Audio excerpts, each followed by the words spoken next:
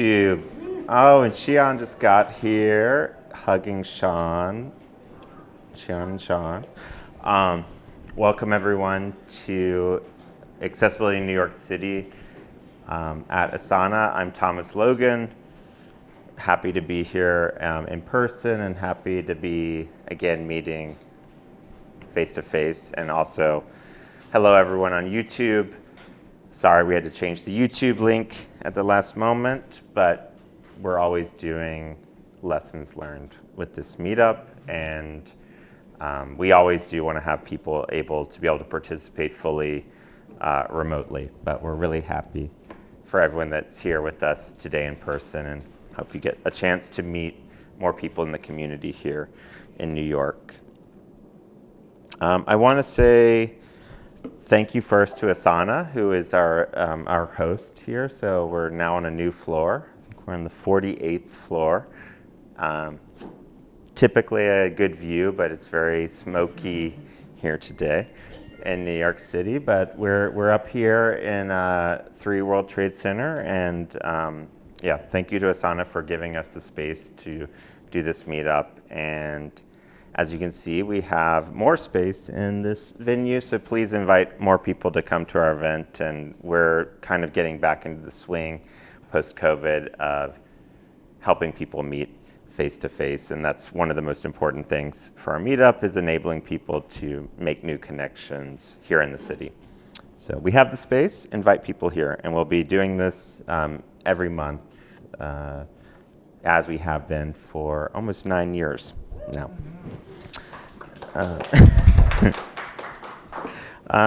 Just want to say a thank you to my co-organizers, Sean Laureate here, Cameron Kunda here. We're the OGs of starting this event, and yeah, we've been working together on this event for a long time. Also want to say thank you to Meryl Evans, who is online, and Meryl is going to be managing our YouTube and making sure that if you are joining us remotely, that your questions also can be asked in person. That's been a goal of our meetup from the beginning, never to require people to come physically in person. So we've always been hybrid, and it wasn't COVID that drove us to that. You know, it's a good benefit to enable people to participate, you know, remotely or hybrid. So we've always been like that. We want to thank Jolie McPhee in the back here, who has been also working with us from the very beginning to make sure that we broadcast on the internet, on YouTube. So we always broadcast to YouTube live, and we also keep recordings of every presentation. So if you are interested in a previous topic, you can always go back to our YouTube and see the full details of what's been done. And I also want to thank Mirabai Knight, who is our human captioner, and we've always had human captioning. I'll talk about that a little bit in my presentation tonight. But over here to my right, we're displaying Mirabai's captions on a monitor in the room, but we also have that coming through live on YouTube and or Zoom or wherever we stream. So we've always had that, and we'll continue to have that. So thank you, Mirabai. We want to thank our sponsors. So Equal Entry, which is my company. let's thank me. Let's thank Events, which Events is an automated accessibility solution that works to identify accessibility issues. Thank Fable. Fable is a Canadian company that is an accessibility platform powered by people with disabilities. You can work with them to have your site tested by people with disabilities. We want to thank Google, which I just call a global IT company. Thank you, Google. And again, Asana, who's our host here, which is a work management platform. All right, so let me get into my presentation, and thank you again for everyone coming here. So my presentation, From Barriers to Breakthroughs, my journey in digital accessibility. I actually did have ChatGPT help me write that. I don't know if that's good or bad, but just being honest, that tried it out, and I wanted to give a presentation about working for about 20 years in this industry of accessible technology and share, I guess, my lessons learned and why, where I am now, why I do what I do, because it's informed from the whole experience. You can find me on Twitter and LinkedIn at Tech Thomas, and and my company's Equal Entry. So let's go back in time to why did I start in accessibility, and I guess this is the starting point that I've been asked my whole life working in this space. Like, why do you care about this? Why is this what you're interested in? Do you know someone with a disability? This is like stuff I hear all the time. So my story is I started in 2002 at the University of North Carolina, and I worked on ancient world maps, and I was able to have a digital service at that year where the idea was how would you make a map accessible to someone that can't see the map? And so this is my first introduction to the idea of accessibility and what it can do. This is Jason Morris on the screen, who Jason was a graduate student at UNC who was in the classics department, and he needed access to information in ancient maps to work on his degree in the classics department. So pretty much immediately my first introduction of why do I care about this, I knew someone that really needed it, and I knew that my work that I was doing was meaningful, and I guess this is what continues to drive me for doing the work in accessibility. But I do look back to this experience as being like, this is pretty much the reason why I got inspired to do this work, and it was because I worked with a real person that could benefit from the work that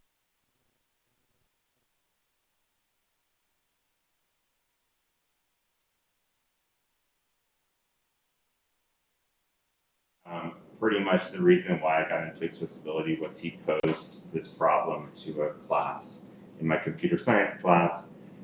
I met someone, he basically met Jason serendipitously on the campus, and he was talking to him about what he needed, what kind of access challenges he had.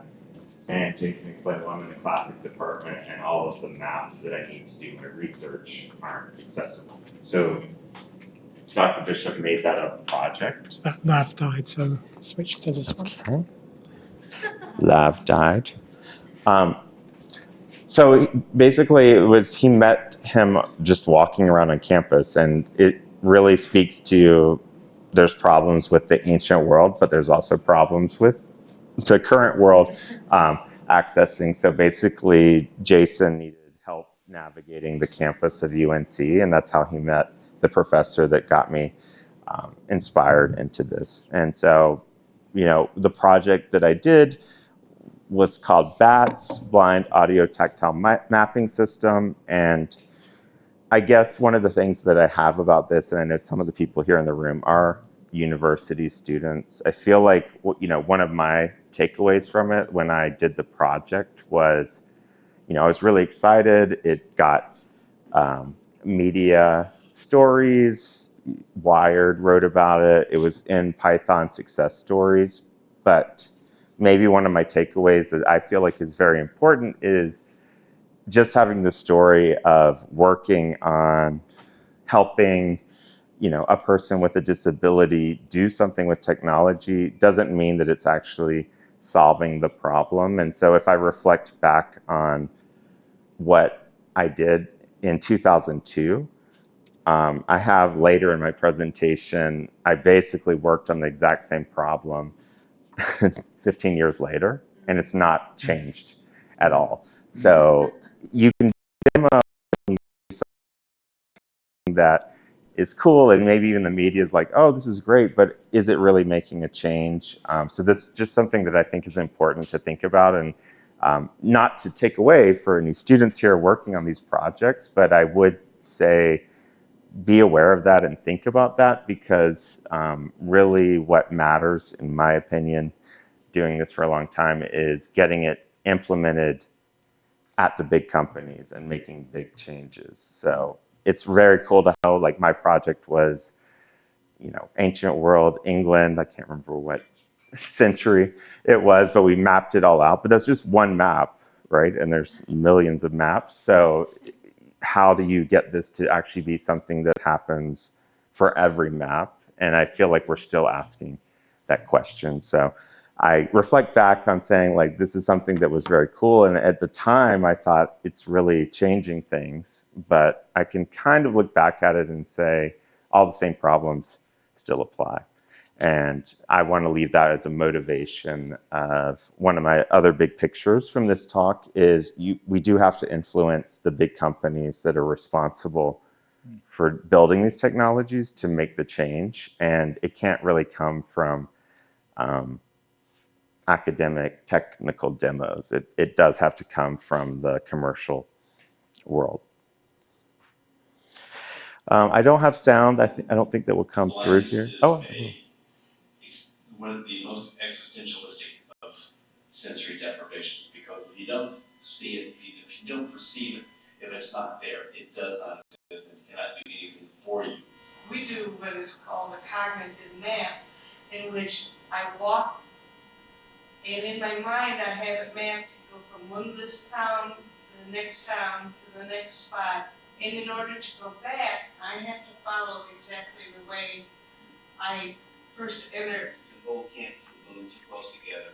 It creates sound and wind differences when you're walking.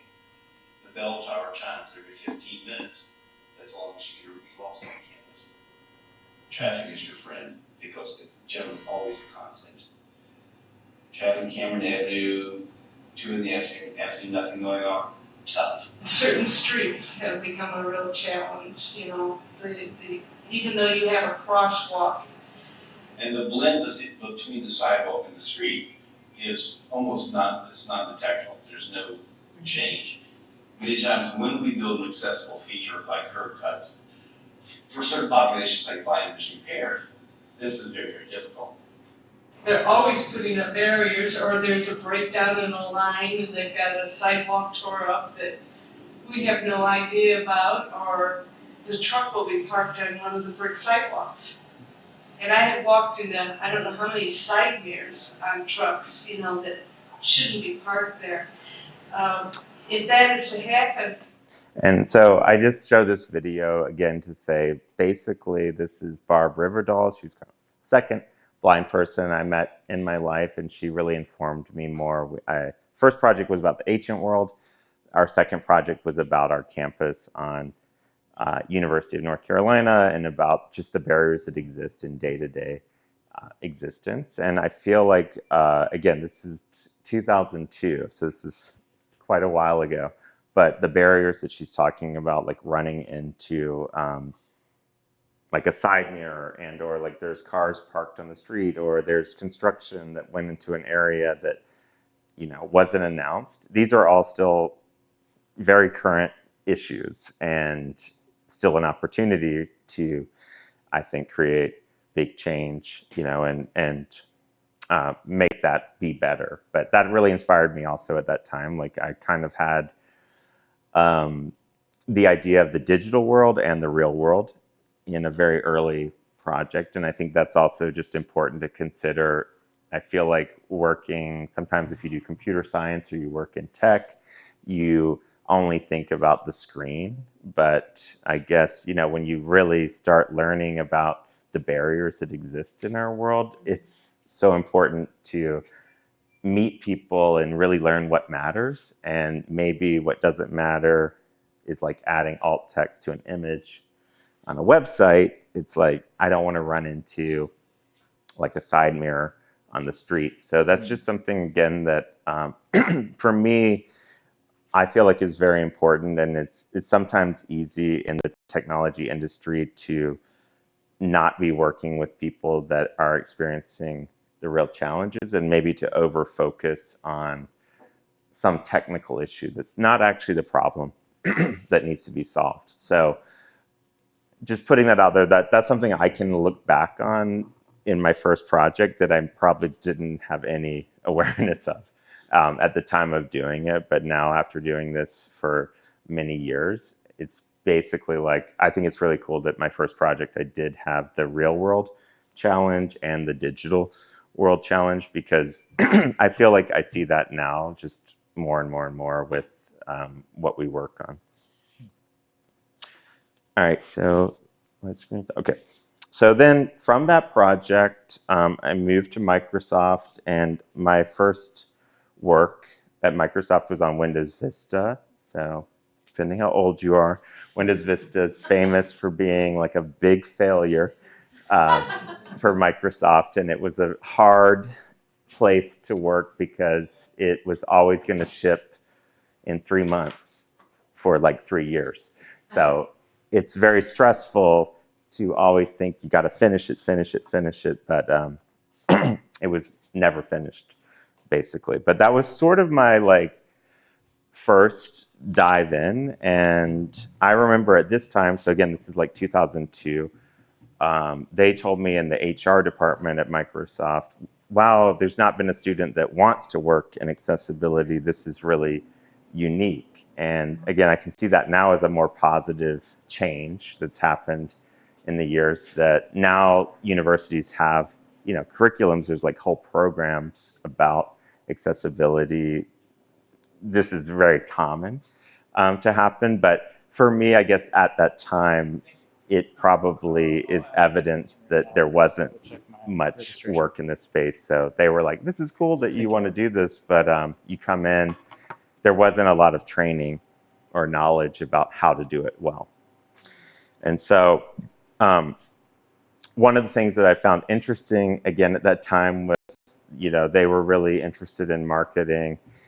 I remember this like title, Student Finds Life's Work, for this PR piece that they did. And at the time I was like, well, I don't know if that's really how I feel about this work. But now again, 20 years later, I'm like, no, they were right. Like I couldn't really get away from this. So it's a funny like memory from that I had the passion to do it then. And I think that's something else that I'll just acknowledge, that a lot of the people I worked with 20 years ago are still working in this space. And I think that's pretty interesting about our industry, that when people do get passionate about this, it's often hard to, you know, go into another area because you do get so invested in it. And so I remember one speaker at our meetup said, it's like the Matrix, take the blue pill or the red pill. But, you know, once you start seeing the world this way, I do think it's very hard to get out of it. So again, this is something that I think is great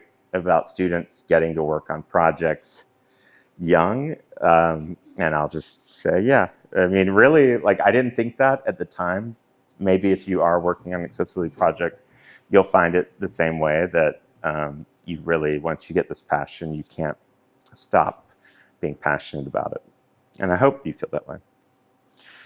Oh my gosh, I don't know. I just put this in here as a little bit of a bit, but this is a stretch SUV. And I remember, again, this is just my youth, but working at Microsoft at the time I worked there, I felt like we were working for this disability conference. It's called CSUN. It's still a very important accessibility conference, and it's pretty much still, you know, one of the biggest conferences to go to if you care about digital accessibility and other topics. But even in my like naive youth, I'm like, it seems a little strange to have a stretch SUV when we're taking people around with disabilities, blind or mobility impaired. Like, why is this like, why is this the like cool thing to do? And I guess it's just a funny thing for me to look at. I just threw it in here as an example of, if you really think about what matters to people, which I felt like even at that time, I'm like, I don't feel like if I, for example, if I was blind, I don't care that I'm in this thing. And also, even if I can't see, I don't really want to be in this event. But at the time, it was just sort of this idea of like showing excess. And I'm like, you know, that's again, I have just a big problem of like being demonstrative about that you care versus actually doing work to show that you're really doing it. So I'd rather have Microsoft Vista be totally accessible than be driven around in this thing. Another thing that, again, I'm just going really far back, but I think one of the things that I also thought about making this presentation is a lot of the ideas that come up in technology, we always want to celebrate them as like very new ideas, but there's usually already like a prior art or previous implementation. And I think a lot of people have this basically ego to invent something new and make something, I created the solution that's going to solve everything. This is kind of one of my first things working in my job was this idea of these control patterns, and it was called UI automation. And maybe still in my head, I'm like, I feel like this implementation is better than what we have today. But ultimately, another way of looking at it is like, I don't think it matters. What matters is that we actually implement something and it works. So I really had a lot of experience working at Microsoft, which was my like only really formal corporate job. But I had this work of needing to work with Sun Microsystems, IBM, Microsoft, try to get everyone to agree on something to implement. And there was a lot of arguments about, no, my idea is better, my idea is better. And in my whole career, I'm just like, it doesn't really matter. Like, you basically just need to fix the problem, like what you call it, exactly how you do it. I do think it'd be better if we had like industry consistency, but again, putting this up here to be like, well, if I was going to take my ego, I'd be like, this is the better implementation. The control patterns was this idea of speech control of software interfaces, also having speech synthesizers for people who are blind. So the idea was the interface can read out to you and you can control the interface with your voice. And I think this has constantly come up in my career. This is great. Like, assistive technologies want to control the interface and read the interface out. Controlling the interface has a lot of security concerns, right? And so unfortunately, like, I feel like this is just not changed from 20 years ago, that if you let someone control a computer, that could be a hacker, that could be, that could be someone helping a person with a disability, or it could be someone controlling the computer and hacking it. And there were some very famous problems that happened because of the accessibility implementations, like in Windows Vista. Won't go into those details, but I feel like that's one of the like challenges where we're like, we still have that problem. Like, it would be much better to have full control and let people do that, but there's always this balance with security and accessibility. So back then, this is just throwing up, it's still important. Automation, allow the applications below to control other applications. This is a screenshot from Mac, but probably if you're on a Mac, you've got these warnings and you have to do these things, but it's still the same issue, that giving these permissions to allow things to be controlled is very much tied into security. And it's also very much tied into accessibility. And the work I did at Microsoft back then was trying to take advantage of that, but I feel like we still have the same problem, that you can't enable that without introducing security problems. So good thing to work on. There's no solution 20 years later. And then, another thing that I think is a big part of my company, but when I started doing accessibility work, the marketing of why people should care was, you can also do automated testing. So if you go back 20 years ago, we didn't have the idea of inclusion and diversity the same way that we do now. And I felt like it was a compelling argument back then, and it's still a compelling argument now, that if you do the work to make a screen reader be able to read the information in your application, or to allow voice control of your application. All of that work also helps people that need to automate and quality assure your product. It's very connected. And so this was like one of the big marketing pushes back then. I feel like it's gone away from how people explain it, but it literally still exists today. Like in everything you do for making things accessible would help you from test automation or like making sure that you have a quality product just purely from testing the product. So I started with that, and I feel like it still is totally true today.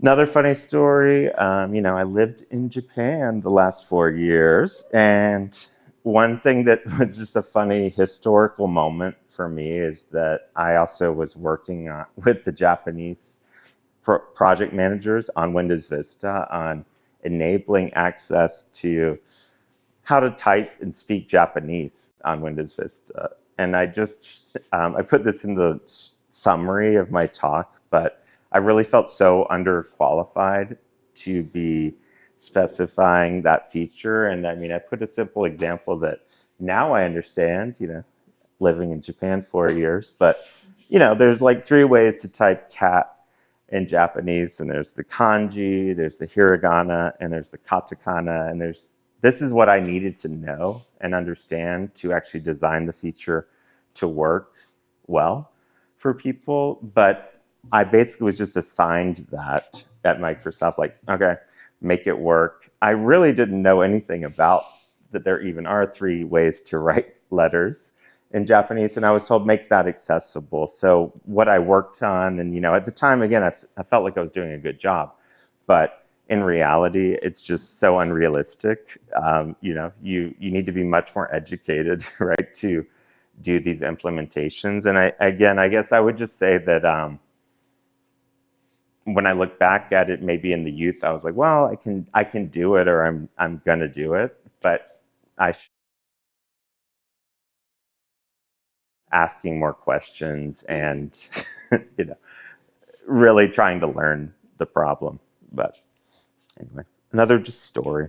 A last thing, again, this is just a picture for me in accessibility, but Windows, when I worked there, they made a big decision to not have a single screen reader for the operating system. So a screen reader is what a blind person would use to interact with the operating system.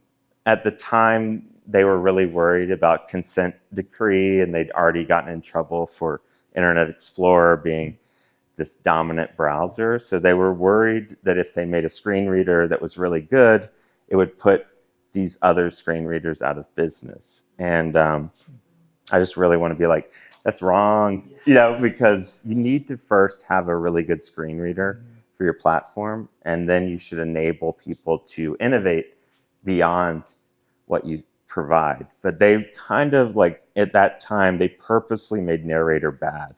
So like, if I bought Windows, I can't really use narrator to access it. And I just think that's so horrible, and that's not something we should repeat ever on any system. Like, I would advocate that if you build a platform, you have to have a screen reader, one screen reader that works. And then you should also enable people to advance, but you shouldn't say we're going to purposefully not make a good product. And that's literally what happened. So, that's why we had this little problem of JAWS, NVDA, and narrator has been like consulting boon for many people, because now you've got to work with 3 companies to try to make your product work for a blind person. And I feel like it would be better to say, make it work with the one that's on the platform, and then these other ones should work. So we have that on iOS, and I feel like we've kind of moved there, but each one should have it. That's my point there. Next one, time at Mozilla. So after Microsoft, I was like, wow, that's so corporate. I should work for like open source and change my, work with the open source. Everything should be free. So I worked on the ARIA 1.1, the Rich Internet applications. And for me personally, like, I feel like this is very important to work on these technical standards, but I'm not the kind of person that should be working on that. And so one of my takeaways from it is we need this, but we have to be really careful of like over designing or making things too complicated. So one of the prototypical examples for this spec was at this time, desktop controls came to the web. So back then, there wasn't a slider control on the web. So you didn't have a way to have a slider, but we had those on desktop computers. So one of Aria's solutions was like, well, we can help you make a slider that works on the web. And they did, but think about all the different kinds of controls. It basically became you had to document down to the most minute thing, every type of control that used to exist on the desktop, put it on the web.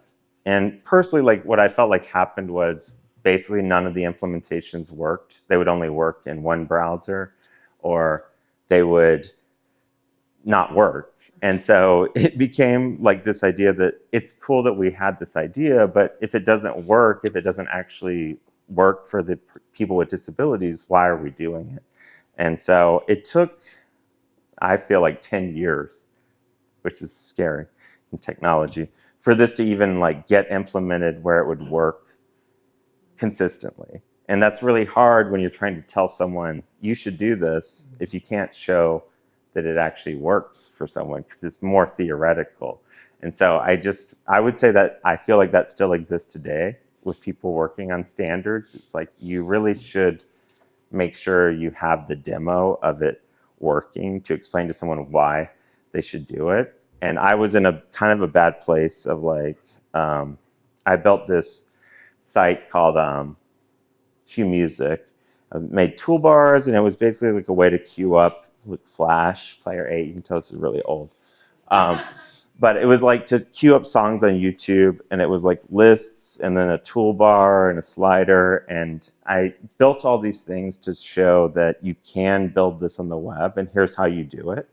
And Mozilla paid me to do that. But what was the end result was I could get it to work sort of like with Mozilla only, and only if you did this and that. And like there wasn't really a way to make this great statement of like, wow, we have a technical standard, and if you do this, everything works. So it was a really kind of hard project for me to explain why other people should do it.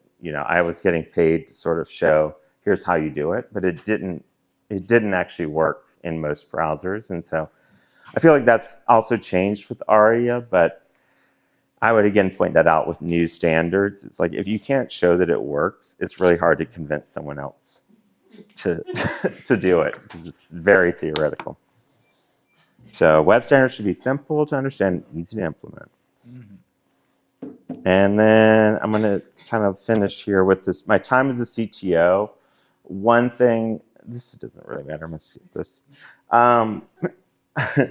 One thing with the company that I worked with, and I feel like it informed why my company, Equal Entry, works really differently today, is that I did work on really big projects at High Software, and it was a company that had an automated scanning tool. It could scan, 1 million web pages and tell you all the different problems that you have. And so one of our clients was Procter & Gamble. They have like 80 brands they own.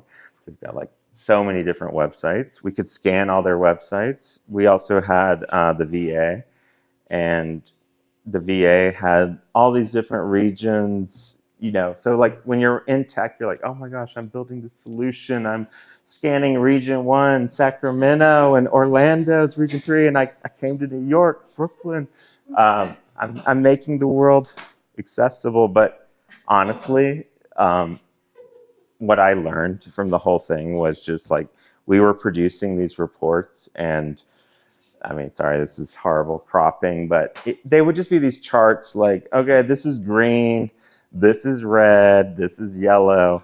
And unfortunately, at the time, the clients would be okay with like, oh, are we more green than red? Like, did the green go up Like, and I'm like, none of that means anything. Like, it doesn't mean that a person with a disability can use the site. But in that time period, that's how they were translating it. They'd be like, well, more green means we're good. And that's just like really informed how I've worked after that. Like, that's not how it works. And that's totally, it would just be so hard to understand that, oh, I had 50, I think I have a screenshot here. I have 666, that's kind of a scary number, non-decorative image elements that have an empty alt attribute.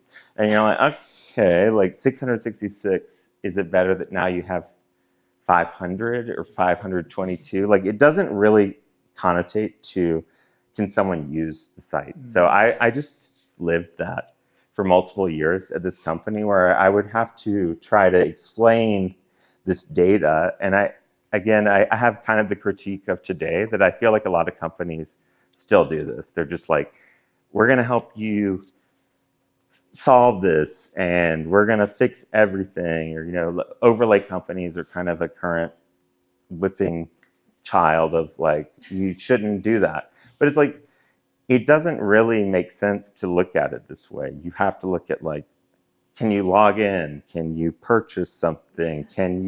What's the purpose of using whatever you're doing? Can you do that? And so that's really why I've changed my company so much, because I spent years trying to explain these things to people and watching them be excited when the numbers went up, but knowing that it didn't really mean anything. So accessibility audits should be focused on real problems with specific end results, not technical compliance. That's that. And then this was another thing, just I think it's funny to go back. Again, I think I critique technology a lot, but 2007, we built this whole thing to fix all these problems. It's basically like an overlay company. So yeah, I worked for an overlay company. Confession. And it, you know, ours was very well documented. We had explanations of why you need to use all of these features, but it really doesn't just change the fact that we were basically doing all of this work because Microsoft SharePoint wasn't accessible. So if Microsoft SharePoint was accessible, you wouldn't need to purchase this thing. Like, it should have been accessible, but we as a company were like, well, it's not, so you need to buy this thing. And it's just, again, it's just such a bad way to solve the problem, because it basically meant every company that bought Microsoft SharePoint, if they wanted to be accessible, they also have to talk to another company and buy their services. So, you know, what it should have been is SharePoint was totally accessible and we just helped them fix the things they customized. But I'll just kind of, we're kind of at the time here. I'll end here with just saying, like, this is funny for me to look back at my career, because maybe overlay companies are like, we're doing something very new. And I'm like, no, this was like exactly the same thing in 2007, and it had all the same problems then. Like, it didn't ever work and it didn't really fix the problem. So there's not really like, now, years later, you can just automatically add code and it's accessible. So it didn't work then, it doesn't work now. And I'll put it over here to Cameron, so we'll do some Q&A. All right, thank you so much, Thomas. Let's hear a round of applause for Thomas, please. This is a really rare treat for me too, because I get to hear the history and like the repeated history and like no holds barred. So I appreciate you, Thomas. So let's open up to questions. Do we have any questions in the room that would like to? Sean? There you go.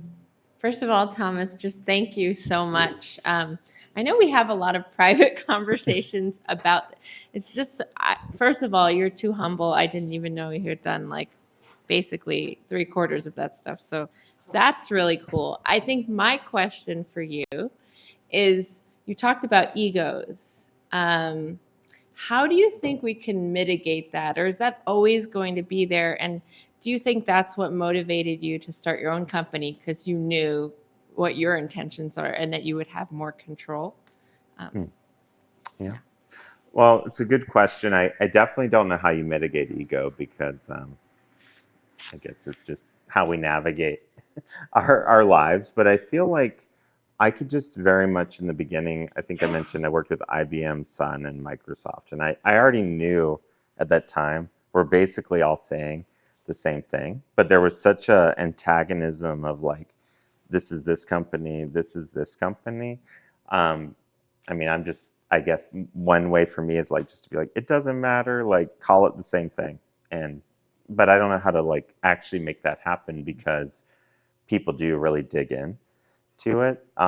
For me, doing my own company, I guess, yeah, there's an ego of watching people do things. Like, for example, I really didn't like the way that High Software operated it. And I was like, I don't want it to be, for me, it felt like a lie to say, oh, you made something better. And that's still, I guess, what matters to me now. But, maybe I have an ego of that too, so I can get checked. But yeah, I think that's my biggest point of like, I think the work I do now, I'm just always trying to push people. Like I say, I'm not good at working on standards. I kind of got burned. I do think they're really important, and I use them in like the legal work that I do. So I'm like, I want to lift up the people that do the work, but I also want to be like, just make a decision and set it in stone. Because for someone like me that wants to make change, I just need it written down in stone. I don't really care if you do it this way or this way. I just want to be able to tell someone, you have to do this. And that's kind of like VR, virtual reality. I've had that problem for like the last 4 years. I'm like, just put it down and I can get people to do it. But right now they're like, it's so new, we can't set it. And I'm like, well, if you don't set it, I can't actually make the change. And so that's my part where I'm like, I want someone that has the drive to set all that down, to set it, and then I'll support them. Yeah. Great. Ben? Just because you brought up VR, I'm curious if you've had an opportunity yet to. Today, I was watching WWDC session on Apple's take on accessibility for spatial computing, and I'm curious if you've had a chance to kind of dig into what they've got yet. And kind of what your take on it is. Like, obviously, Apple always kind of does their own thing when it comes to how they approach accessibility. But one of the things that they said is this platform has the most accessibility features we've ever launched with the first release of a new platform. So, as compared to other folks in the XR space, like, do you feel like there's movement in the direction of, at least at a platform level, they've got some APIs where others don't, to allow people to build better experiences? And I know that's kind of pivoting towards like XR topic more so than this, but I'm just kind of curious on if you've had a chance to look at that yet. Well, I'll shout out Meryl, that Meryl's already written an article on this topic, and I haven't looked at it in detail, but my assumption, which I feel like is validated, I think Apple has been doing a great job in the V1 product, just showing they're doing something, and they might get it wrong, but I'm like, they're taking action and they are showing, here's how we're solving this problem. And maybe it's not the right one, but it's different than like Meta, who didn't do anything, right? In the multiple versions, HTC didn't do anything with their product. So I have a lot more respect. I feel like Apple Watch used to be the one I would like champion. Like, well, they made a watch that they considered this in the V1. So I support them, at least from that idea. And I would say probably a lot of the ideas they come up with should be patterned and implemented across the board. But yeah, I haven't really seen too many details on it, but yeah, again, going back in history, like another famous story for me is like the Microsoft phone, which doesn't exist anymore, did not have any accessibility. Like none of the releases considered accessibility, and you're like, well, now you don't exist, and like this is actually, you know, it's a trope or it's a cliche, but I'm like, yeah, if you make things work for people with disabilities, they work better for everyone, and that's why people like the products. And so if you look at the products that don't do it, like I do hope like Apple really succeeds and shows the other companies, yeah, you have to do this, you can't ignore it. And it's happened in the past. History repeats itself. Amazing. We have a question from the live stream, and this is about what the best way to get a start in accessibility in IT. So a career question is: would you recommend doing accessibility auditing, user testing with people with disabilities? What's your thought on starting a career in accessibility? Right. Well, we didn't get there into my slides, but I guess when I was going to transition from this CTO nightmare to the other company I worked at that was consulting had a lot of employees with disabilities, and I really felt like I learned so much from working with colleagues with disabilities. So I guess number one, it's like if you're going to work in this field, you need to have connections and or like know people that this impacts, because it's again going from the theoretical to the real. One thing I really liked working at, they were called SSB BART Group then, they're called Level Access now, but a lot of the things that they would recommend to the clients came from the people that worked there, and they were like, this is really hard to use, or you know, this, it wasn't WCAG and it wasn't the accessibility guidelines, it was actually just the reality of being the person using it. So I will always emphasize that. And then I guess the second point for like employment in this industry now is I do think things like IAAP, the International Association of Accessibility Professionals, while some people may see that as an unnecessary sort of cost to doing this work, I really always saw that as a benefit. And I would recommend people that want to work in the industry, if you go for the certification, like one thing that's good about doing the certification, there is a common set of standards that you're getting harmonized with, and then you can actually use that when you're applying for jobs or trying to get work. You can say, well, you know, I did use this standard. So I wouldn't say like only do that, but that's something that I think didn't exist when I started, that now I feel like you do have a path to study and learn this field. And I do think people get rewarded for like having the certification.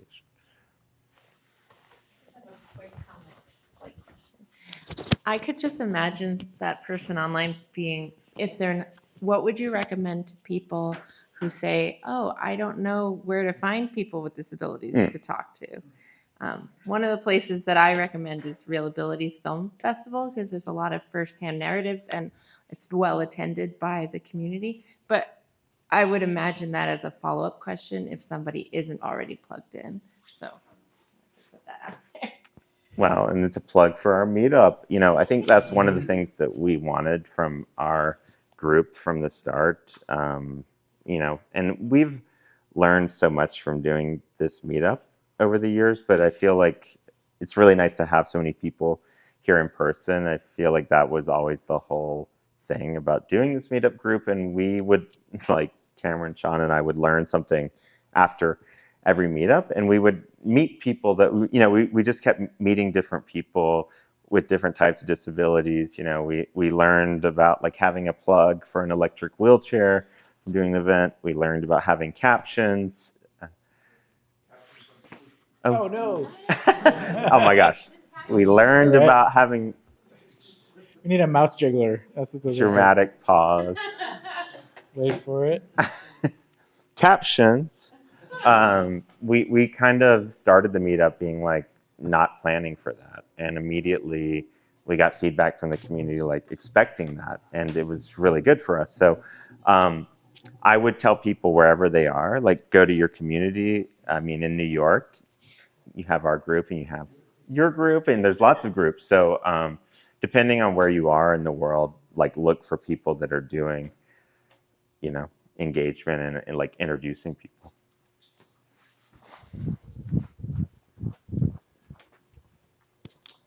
So you mentioned in the beginning that you were targeting big companies and that ideally platform support is present. So it sounds like you are wanting or you envision approaching the problem from the top down. I'm just wondering what you think is how you achieve the tipping point of effectiveness and awareness. Well, I have a very like dark perspective on that as an American because I think lawsuits, seriously, because that's really been I didn't get into that in my presentation, but that's where I got to. I mean, I'm not saying that should be everyone's thing, but I think that's actually something I'm proud of about the US, that you can actually say, hey, you're not complying with the Americans with Disabilities Act. You need to change that. And living in Japan, for example, they don't have that. So they don't have a way to bring the change to the company. I think that what I'm aware of here in the US is like people don't sue the big companies because you never win because they have expensive lawyers. So people generally don't sue Microsoft, Google, Adobe. They sue the government agencies, and then they often can win those lawsuits because you need to be accessible. But in my opinion, it's like they're not the ones that can fix the problem. They can fix it in a micro level, but they can't actually fix it in, across the places. So for most of the legal work I've done, I've always been, I'm not a lawyer, so I'm just more like, but the onus should be on the people that make the product. And there's just been so many examples of that in my career where if, for example, Adobe, Microsoft, Google changed like a couple things, WordPress, millions of people would have it working. Whereas if you say, no, the onus is on the government agency that bought WordPress or is using WordPress, they can only fix it for that one thing. So I guess in my, it's more, and it's not like targeting the biggest, it's just more like I really believe the companies that are the biggest that make these platforms, they have the responsibility to solve the problems. And there's still things that people downstream from that have to solve, but they won't have to solve as many things if those companies do it.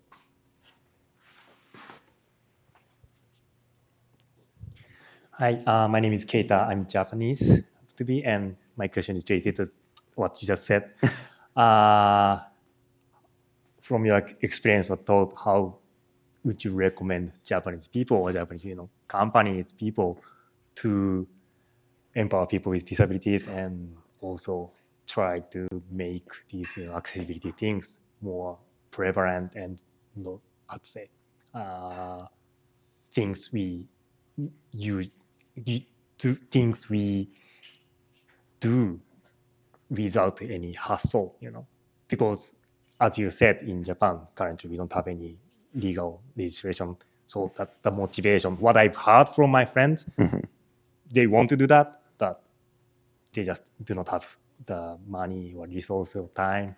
They have to prioritize other things. So how would you recommend, or any thought about that? Nice to meet you. I think that in Japan, one thing I thought was interesting is there is a law about percentages of employment for people with disabilities. And what I learned, which I don't know that this is like a widely held truth, but I did learn that certain companies that didn't hire enough people with disabilities got put on like a government shame list. And I'm like, I guess in Japan, one thing that I learned, if you got put on that list, there's a big repercussion. So in my American way of thinking, I'm like, okay, well, there's a risk if you don't employ people with disabilities because there is a law saying you need to, I think it's 2% or 3%. But if you don't do that, which I feel like most companies don't, make them have a repercussion would be how I would still think of it, because it's really hard to get people, in my experience, to do the right thing. And I feel like I would take advantage of any law that exists to try to also, I mean, do the right thing, but also, you know, if you don't, here's your repercussion. So that's the only one I'm aware of right now in Japan, but that's one. Yeah. For countries like that where there's not sufficient kind of enforcement infrastructure in place, have you found success in, you know, not just do the right thing, but making a strong business case for here is how you can expand your addressable market. Here's the revenue opportunity for you if you do this. Like appeal to the top line and bottom line thinking, as opposed to appeal to what may not be a strong enforcement environment. Like, have you found success in taking that approach? Personally, no, but you know, I hate to say that, but I do feel like maybe my observations of people in Canada, UK, and Australia, I feel like it does seem to work in those countries, and they do have that works. I really don't feel like that's ever worked for me in the US. So, I mean, I wish it did, but it's not been my experience here. But I feel like I have met people that I trust them, like, oh, no, it can work. I just feel like for me, it's never worked here. Are there more questions from the room? This is, yeah. Hey, Thomas, sorry for walking in late. I'm definitely new to, you know, just kind of thinking about accessibility and working in accessibility. What would you say is like a good starting point if you're in an org right now that doesn't necessarily like have a high value for building accessible applications and optimizing for and thinking about the user that might have different needs? What would be your advice to like someone who's just at the engineer level, who is interested in, you know, either shifting the culture in the org or just being able to do, you know, something in my own work to be able to make an impact like on the org to shift that like culture, you know, towards that direction?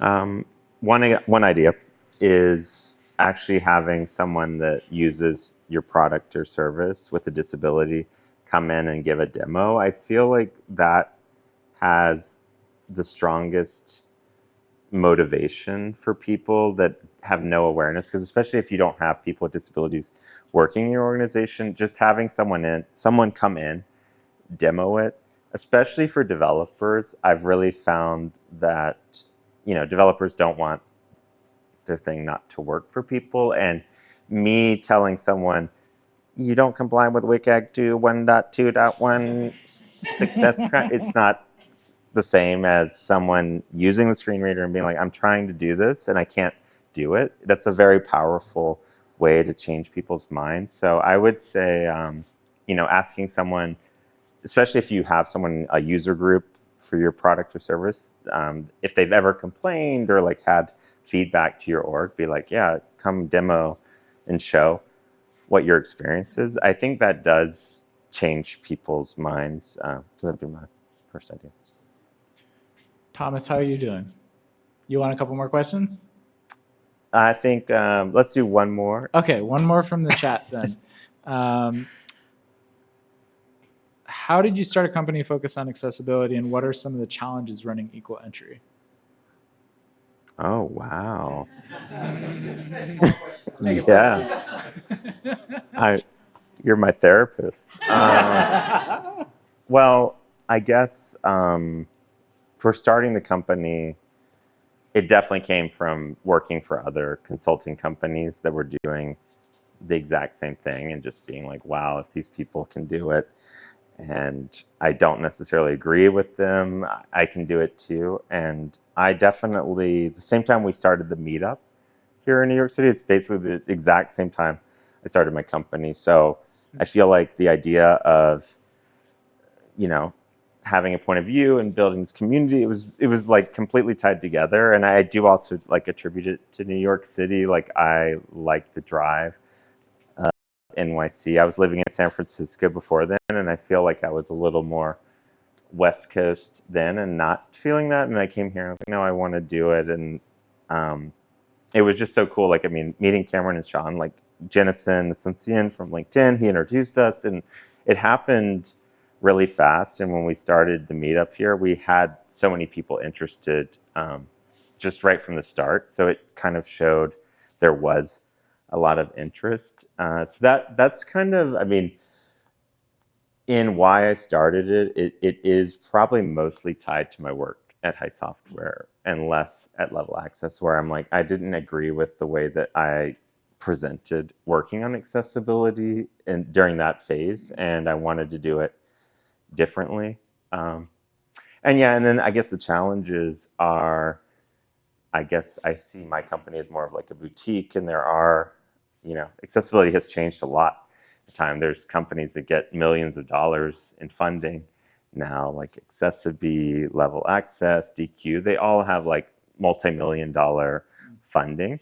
And so they're going to have a totally different value proposition than like something that's bootstrapped like me. So I guess that I would say that's kind of a challenge, but I do better meeting people directly, like at this meetup. And I feel like I just try to share that it's my passion, and I want to do that. And I work with people that share that. So Amazing. Thank you, Thomas. And thank you to all of you for joining us tonight.